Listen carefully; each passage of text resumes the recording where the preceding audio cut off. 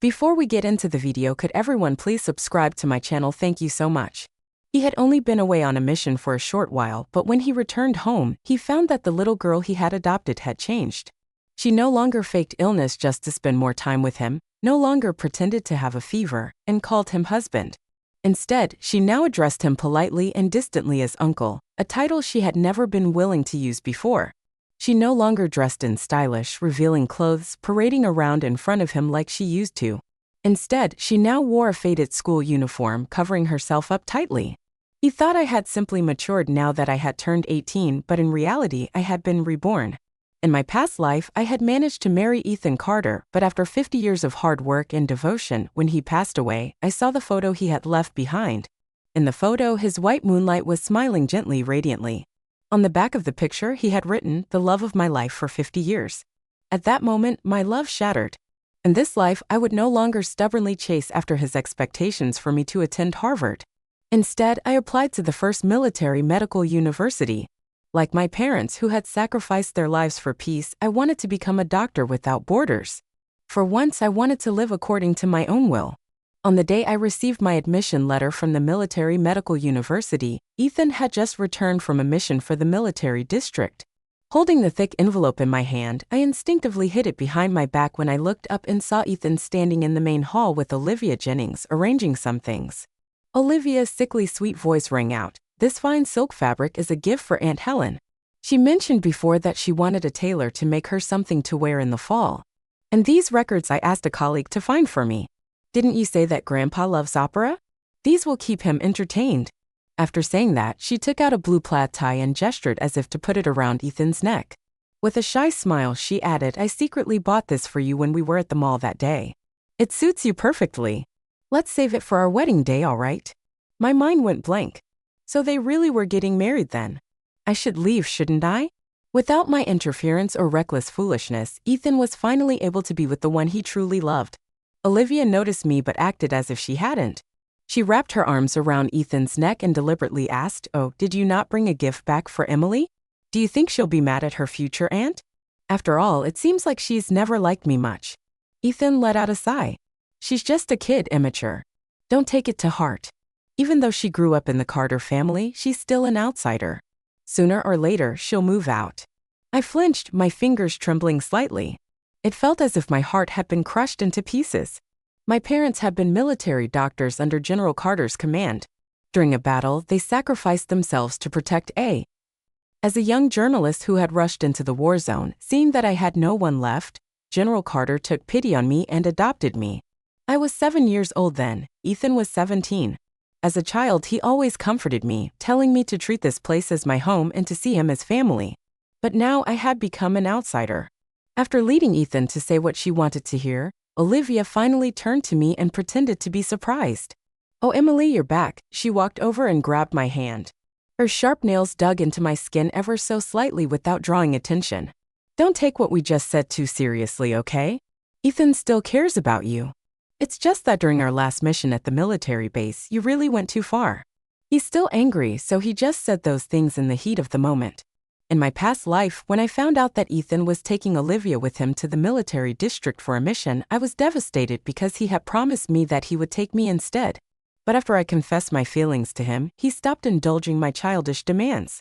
He even pointed at my nose and scolded me for being shameless. He withdrew all his favoritism toward me and chose to bring Olivia along instead. Olivia had even deliberately asked me, "Emily, why do you look so unhappy? Ethan and I are going for official business. I know you don't like me, but you should prioritize the bigger picture. You need to learn to differentiate what's important." Ethan, still angry, had coldly reprimanded me.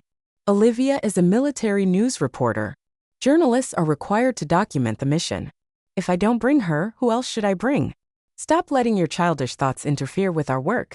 After they returned from the military base, they officially became a couple.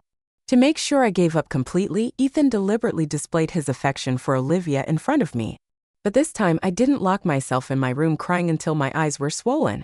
I didn't throw a tantrum or make a fool of myself in a desperate attempt to stop Ethan from getting married. I simply smiled and asked, "So you two are getting married?"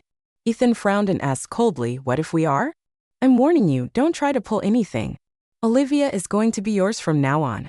She'll be the future lady of the Carter family. You better know your place, otherwise I won't hesitate to send you to the capital to live with Grandpa." Before he could finish his sentence, I interrupted him. "Congratulations, Uncle." Ethan froze. In the past, I had never been willing to call him Uncle, but now I finally accepted it. Ethan seemed momentarily unsettled by my response. Olivia quickly picked up on the shift in atmosphere between us.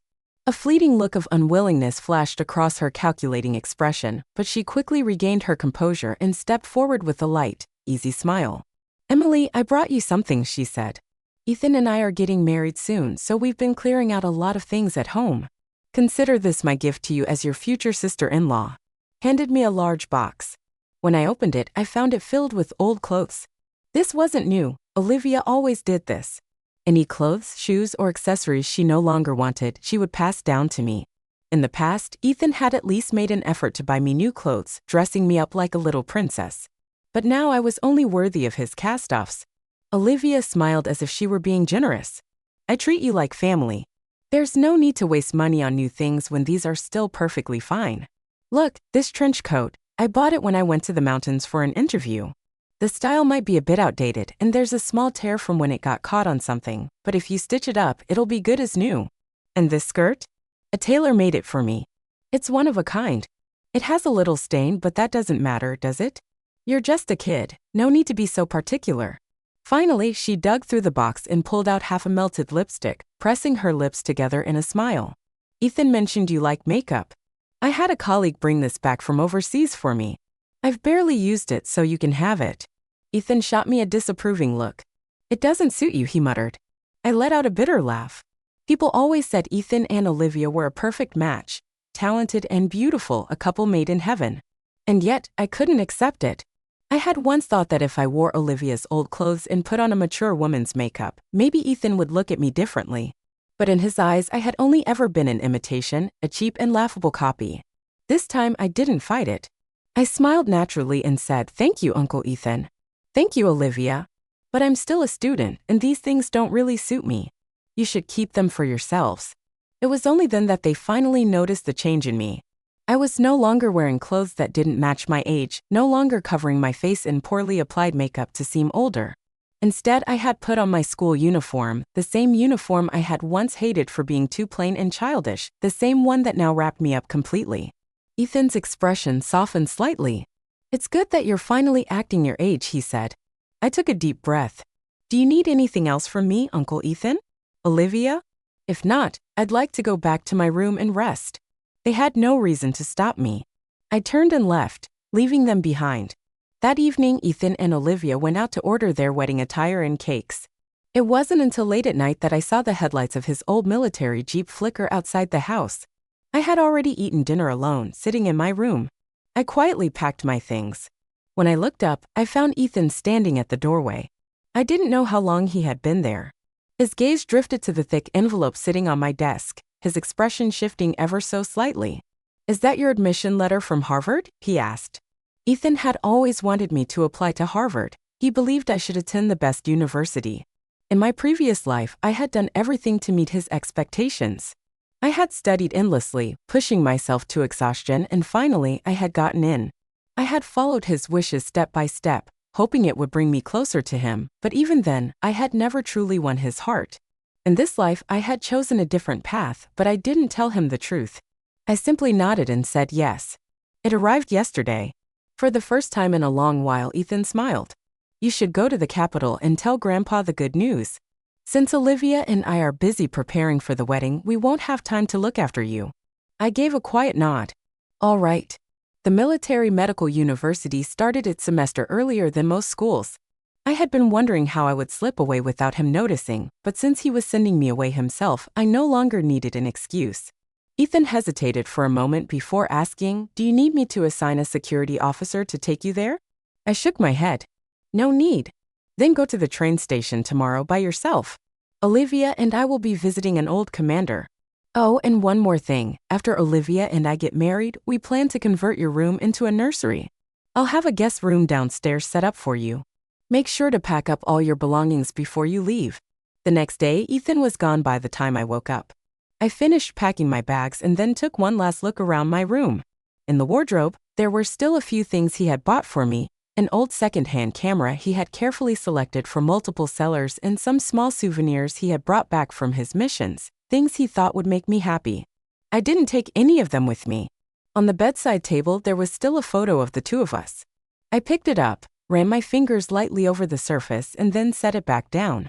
After all, from now on, they would be a happy family of 3. There was no longer a place for me here.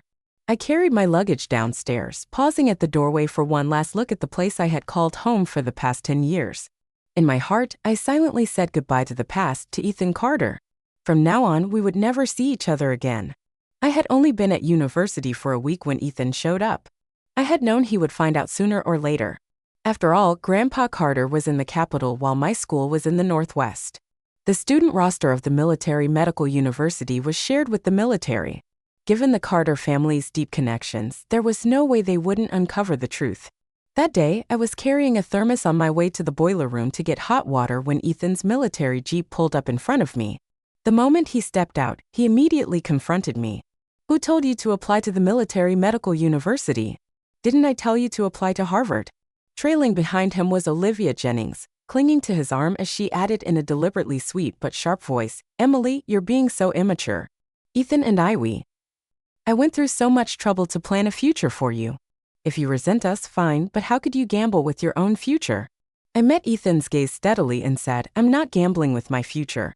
This is what I want to do." But he didn't care about what I wanted. He spoke in the same commanding tone he always used, as if his word was final. "Where's your dorm? Pack your things and withdraw from school.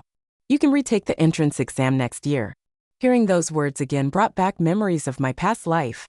I had spent countless nights studying under dim lights, pushing myself to the brink of collapse just for a few words of approval from him. Now, standing here, I felt nothing but exhaustion.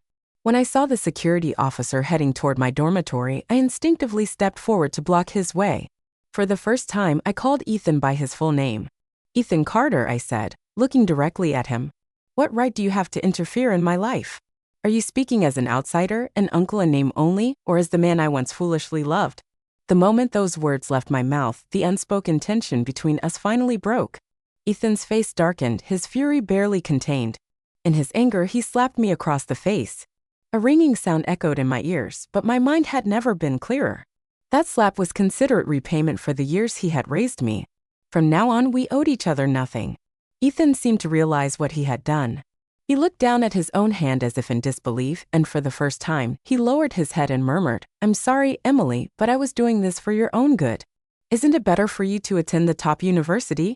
A mocking smile tugged at the corner of my lips. "No, it's not, because I am Emily Carter.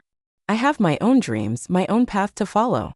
I don't want to live according to your expectations anymore." Ethan's frustration boiled over. He scoffed, his voice laced with disbelief. "Expectations? Haven't I always made your choices for you? What expectations could you possibly have of your own?" And there it was. Everything in my life had been dictated by Ethan. I had once believed he was my whole world. I had lived solely for him, blindly chasing after him. I had thought that as long as I kept trying, he would one day see me. But now that I had stepped away from the Carter family, chosen the Military Medical University, and broadened my horizons, I realized Ethan was just another person in this vast world.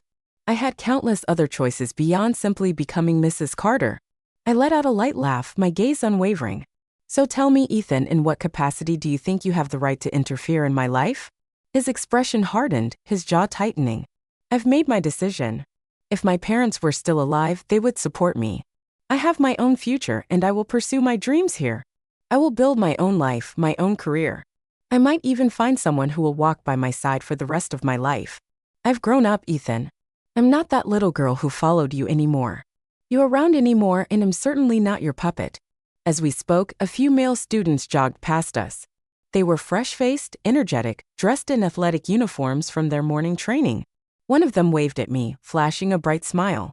Ethan's expression twisted with something unreadable. He had probably never considered the possibility that one day I would leave him behind, that one day I would be standing beside another man, holding someone else's hand, becoming someone else's wife. I curved my lips into a faint smile. "Uncle Ethan, aren't you getting married soon? Then let me wish you and the one you truly love a lifetime of happiness. A wedding requires a lot of preparation. You should be focusing on that. Not on an outsider like me, someone with no blood ties to your family. I paused for a moment before continuing. I heard the wedding is scheduled for next month. University coursework is demanding and I won't have time. I won't be attending your wedding. Ethan said nothing, but his expression darkened unexpectedly. Something went wrong at Ethan and Olivia's wedding, and I was involved. I had only been enrolled at the military medical university for less than a month when an article in the newspaper threw me into a public controversy.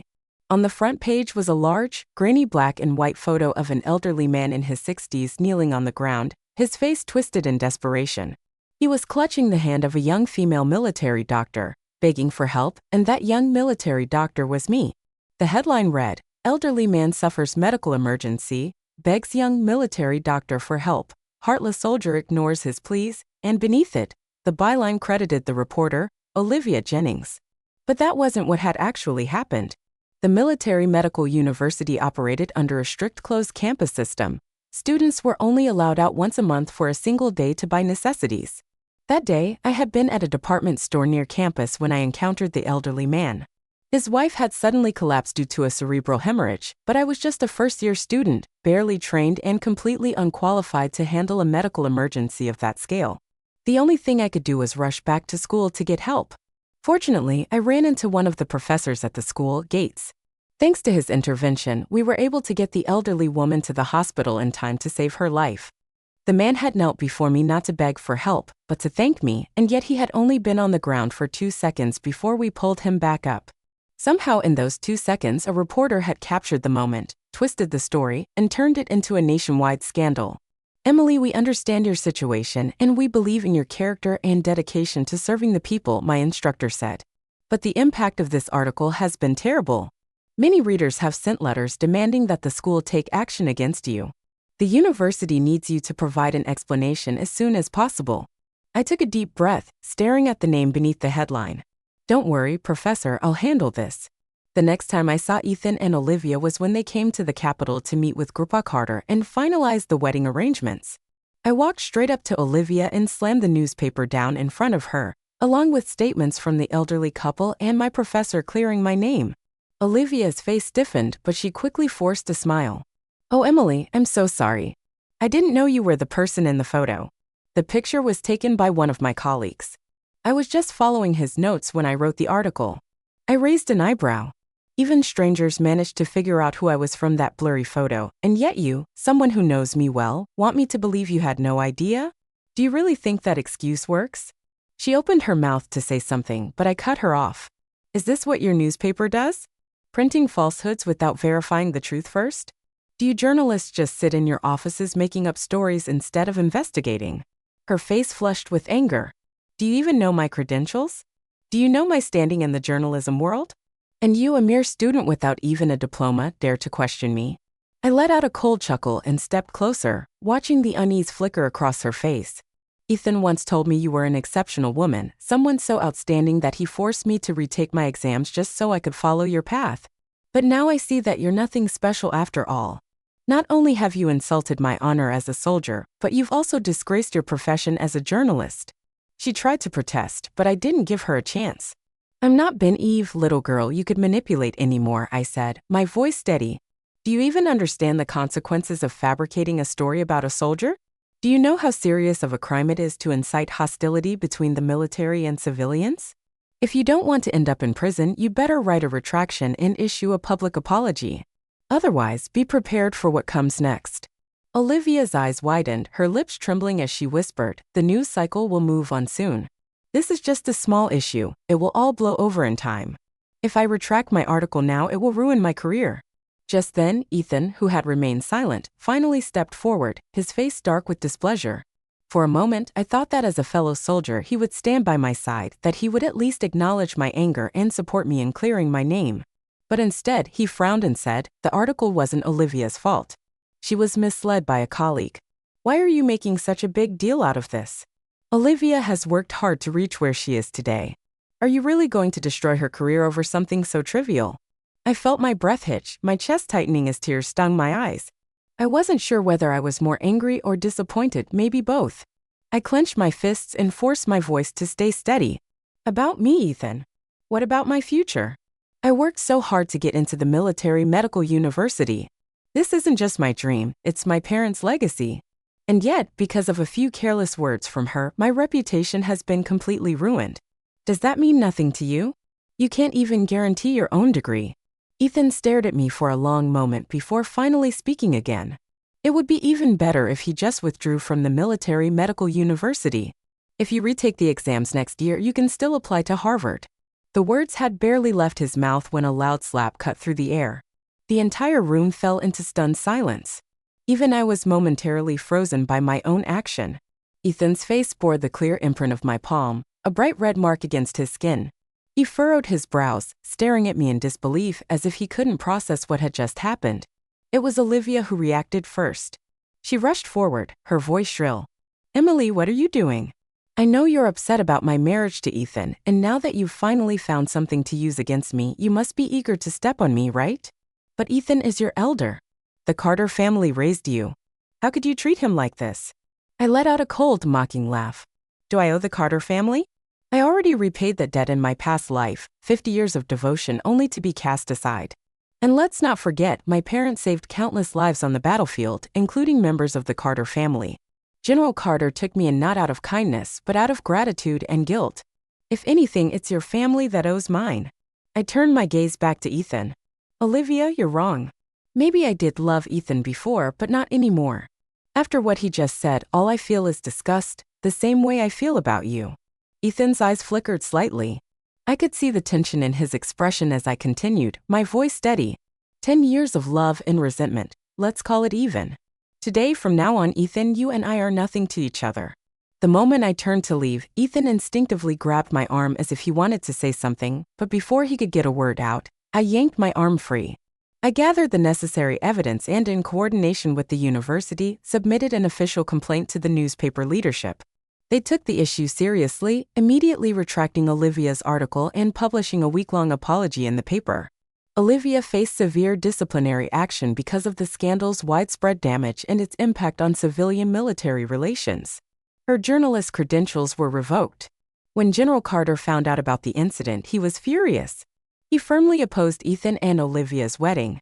I later heard that the day I left the Carter family, General Carter had just returned home only to beat Ethan so severely with a belt that his skin was bruised and torn.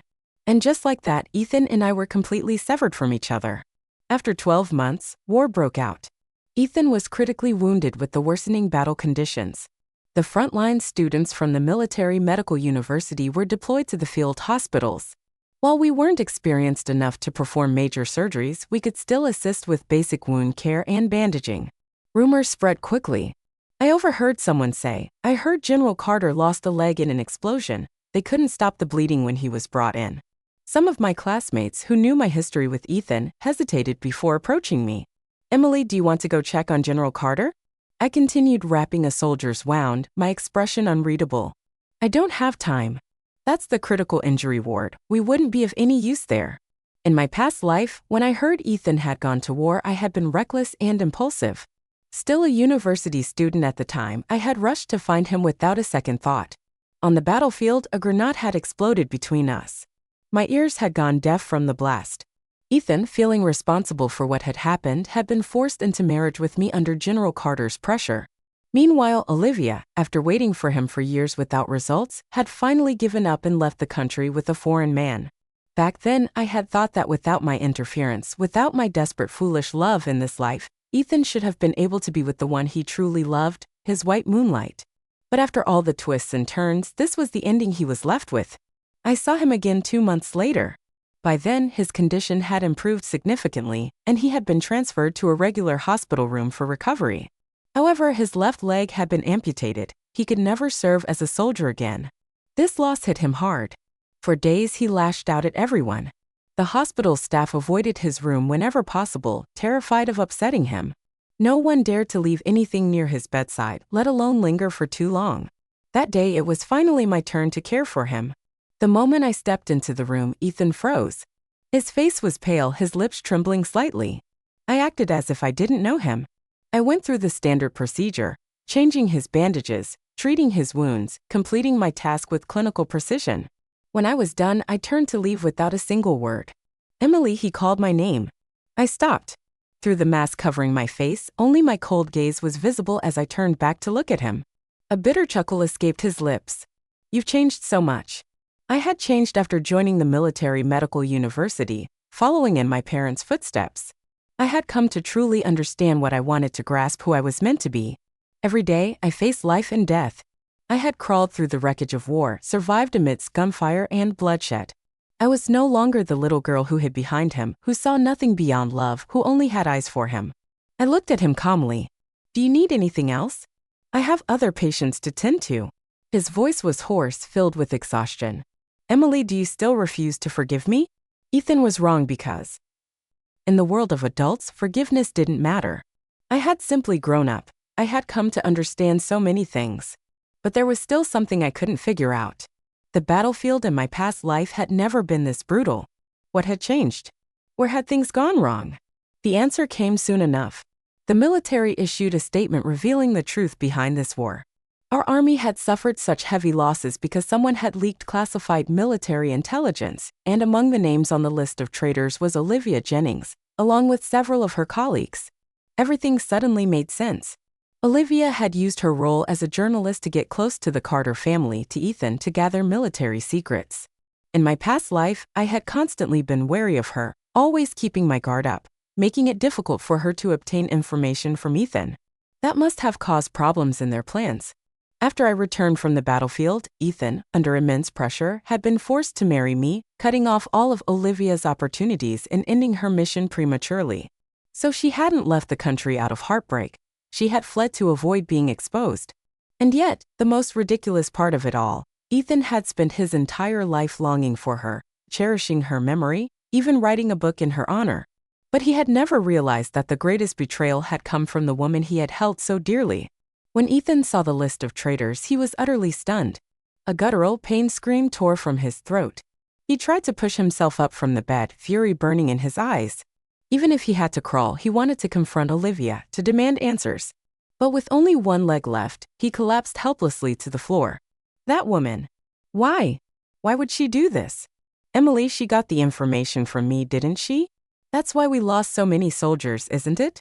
That's why all those men died, isn't it? The room fell into chaos. Doctors and nurses rushed in, pinning him down as he struggled against them, his screams raw and unhinged. In the end, with his voice shaking, he grabbed onto me. Tell me, Emily, tell me I wasn't that much of a fool. How could I have been so blind? But no amount of tears could undo the past. As I looked at him, at the broken man before me, I suddenly thought of the Ethan from my past life, the one who had written "The Love of My Life" for 50 years on the back of our old photograph. If he had known the truth then, would he have still spent his entire life mourning the woman who betrayed him? Olivia was arrested. Ethan, for his role in leaking military intelligence, was dishonorably discharged. He was now under investigation, with no future ahead of him. The war raged on for another 6 months before it finally ended. My classmates and I completed our mission at the front lines and returned to school, resuming our studies. No matter what the future held, the time we had spent on the battlefield, the lives we had saved, the hardships we had endured would shape us forever. The day we withdrew from the field hospital in front of everyone, my boyfriend Ryan Shaw proposed to me. Ryan and I had met at the military medical university. We were more than classmates, we were comrades in arms. We shared the same ideals, the same unwavering commitment to saving lives. We had dedicated our youth, and one day we would dedicate our very existence to this path. There were no roses, no diamond rings, only a handful of small daisies he had picked from the roadside. But in a place littered with rubble and scorched earth, the fact that he had managed to find even these flowers for a proposal meant everything. In that moment, I saw my parents in him. Ryan knelt on one knee, his voice steady and full of emotion. Emily, marry me. I will spend my life making you happy. I will stand by your side, walk this road with you until the very end. Tears welled up in my eyes. For some reason, my mind drifted back to my past self, the girl who had once chased after Ethan Carter so desperately. To me back then, Ethan had always been out of reach. No matter how hard I tried, I could only catch glimpses of his back and his eyes. I had always been the annoying little girl who clung to him, the housekeeper who cooked for him and took care of him, not someone he could see as an equal, as a partner. But now I no longer had to lower myself to the ground, humbling myself, begging for his affection or his pity. I threw myself into Ryan's arms, crying as the years of sacrifice, bloodshed, and death finally found their conclusion in this perfect, beautiful ending. Cheers erupted throughout the hospital. The overwhelming sound of congratulations filled the air, echoing through the halls. Ethan must have heard it too from his hospital room. If he looked out the window, he would see me locked in Ryan's embrace, holding him tightly. That afternoon, I went to change his bandages for the last time. He remained silent throughout, not saying a word even as I finished and gathered my things to leave. But just as I was about to walk out the door, he finally spoke. Congratulations. It was the same word I had once said to him and Olivia all those years ago. Ryan and I decided to get married. Before the wedding, we made a trip to the capital to visit Grandpa Carter. After all, my parents were no longer alive, and he was at least in name the one who had taken me in. It was only right that I inform him of my marriage. That evening after dinner, Grandpa Carter handed me a small, weathered metal box. His hands trembled slightly as he placed it in front of me. "These are the belongings your parents left behind," he said. "You were too young before. I was afraid it would bring you pain, so I held on to them. But now you've grown up and you're about to start your own family. It's time for you to have them." I opened the box.